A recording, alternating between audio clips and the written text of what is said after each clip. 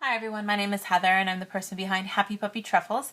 Today I want to show you guys an unboxing or unwrapping of origami paper, of some handmade paper. This time I'm just going to show you a different version of the handmade paper that I've already shown you guys before. Last time we looked at just the standard regular handmade paper. This is another kind of handmade paper that you see a lot, and I think a lot of people kind of think of this when they think of handmade paper, this nice fibrous like tissue paper that has the piece of the fibers inside. This particular paper you can buy like in large sheets, you can buy it like tissue paper, lots of different places and ways you can buy it. Depending on the grade and quality, you can get, a huge sheet for a couple hundred yen. You can buy this like at the 100 yen store and get 5 or 6 different color variations, and they're all about A4 size, I think, is about how big they are. So lots of different ways that you can find it, even cut down to this 15 by 15 centimeter size too. And get like a selection of 10 or 12 sheets, I think. I've given them away in a giveaway before, I think. But certainly beautiful paper. It's so pretty to look at, and the fibers in it are cool, and you can buy some that are different variations where there's little hearts or little confetti pieces inside, stars and things like that, little gold pieces of fiber. Certainly different levels and grades of this kind of style of paper. But in general, I think, I use it all the time for craft. I love it. I love the texture of it. I love the way it tears and creates the feel of the texture for things, and the layering so that you can see other colors underneath, which really make it fun. But in terms of folding, it's really frustrating and terrible. There's nothing worse than coming to a huge fold and you run into one of these pieces of fiber in there that's in the way.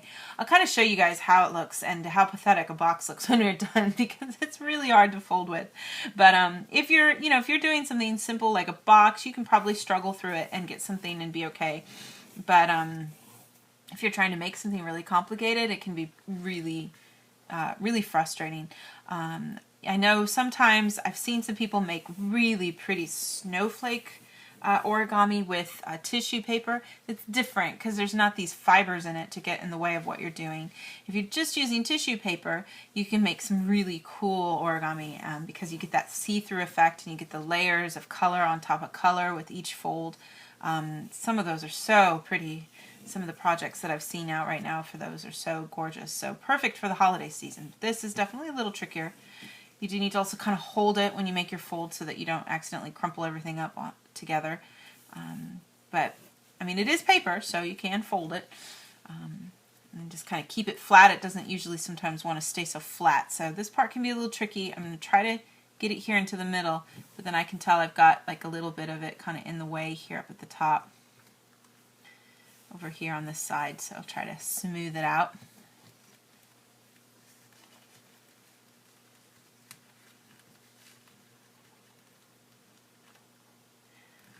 I mean, I think, you see it and you think, oh, it could be so pretty for like a rose or something. It could be, but it could be also really frustrating.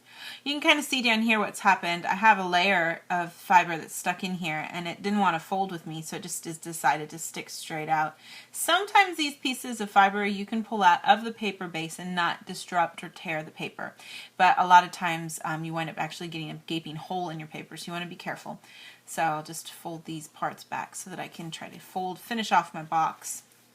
And then the last little step here of just folding things together, and certainly the process of just trusting where everything is and kind of letting it collapse back here is a lot harder with this kind of a paper, because you do kind of need to really guide it along.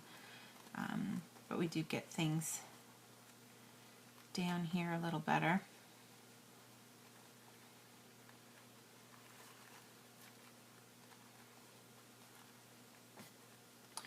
So we get something that looks like this, and I mean, it's not terrible. It's not like the whole thing falls apart, but it is really flimsy and kind of doesn't hold its nice sharp form.